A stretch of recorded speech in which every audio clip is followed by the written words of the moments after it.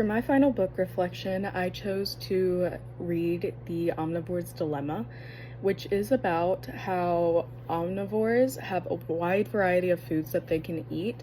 And having that wide variety of foods actually causes a bit of a problem for us because humans, for example, don't have a lot of built-in mechanisms to be able to tell when something might be bad for them.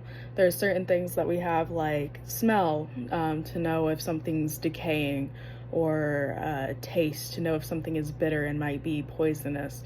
But overall, being an omnivore comes with a lot of anxiety around the food choices we make, and also the fact that we have to make those choices. Every time we eat something, there's a choice that comes with it, which relates heavily to today's industrial system, because in grocery stores, for example, we're not connected with the food that we eat anymore. We don't know where it comes from. And that can cause a lot of problems. It can even cause anxiety because we don't really know how our food is produced or where it's from. We just have to assume that it's okay for us. And so the first part of the omnivore's dilemma goes into monocrops, specifically corn, and how we use directed evolution, or just evolution in general, to help basically breed corn to be beneficial for humans in this kind of industrial society. So corn started off by outcompeting other plants because it grew faster than a lot of plants. It could give us a lot more crops for the effort that was put in. So humans put a lot of effort into breeding it at a higher rate than, for example, wheat. And over time, we changed the phenotype of it using that artificial selection. So it used to be thin, and now we get these thick stalks of corn that we didn't have before.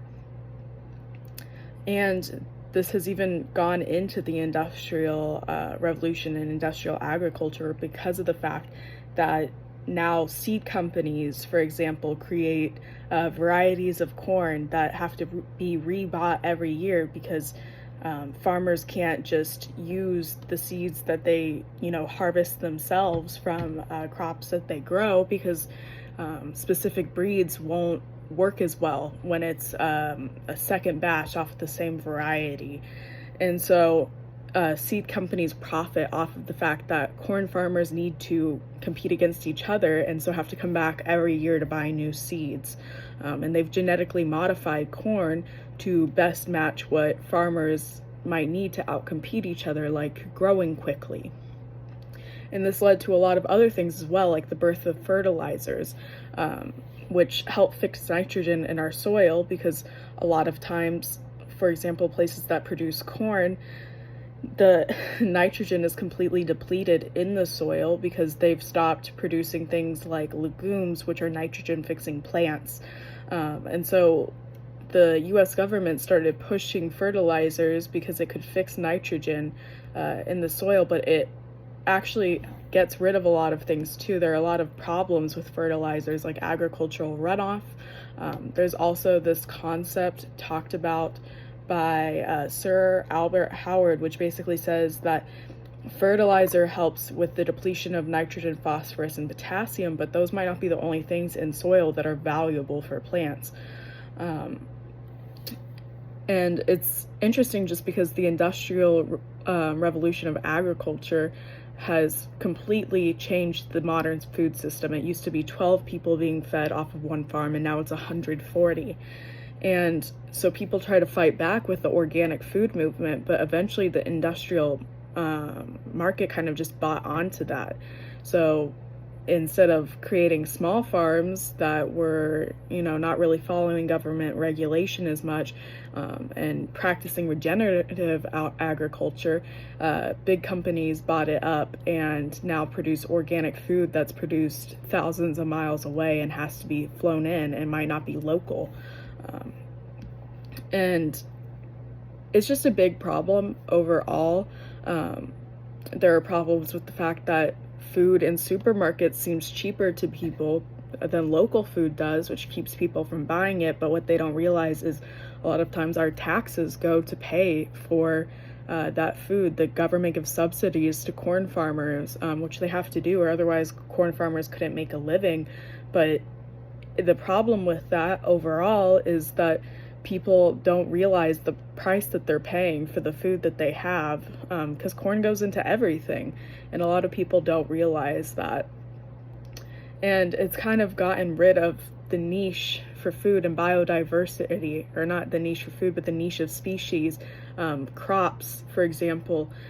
The lack of diversity makes them less drought resistant. It makes them less resistant to pests and disease, because they're basically around a bunch of other crops that are exact same as them, and it is just basically a wildfire for disease. And for me, I wanted to learn about this because I was in the urban agricultural program this year, and I just thought that it was really important to understand why local food systems are so much better for the environment, even going into like why people should be conscious about the food that they're eating overall.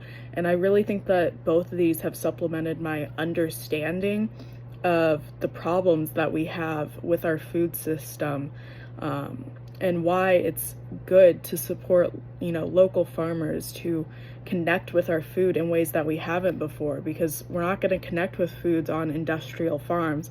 The only real chance we have of that is with local areas where we produce our own food. And getting to produce some of my own food this year was so rewarding for me. And seeing how a farm can be sustainable was also really amazing.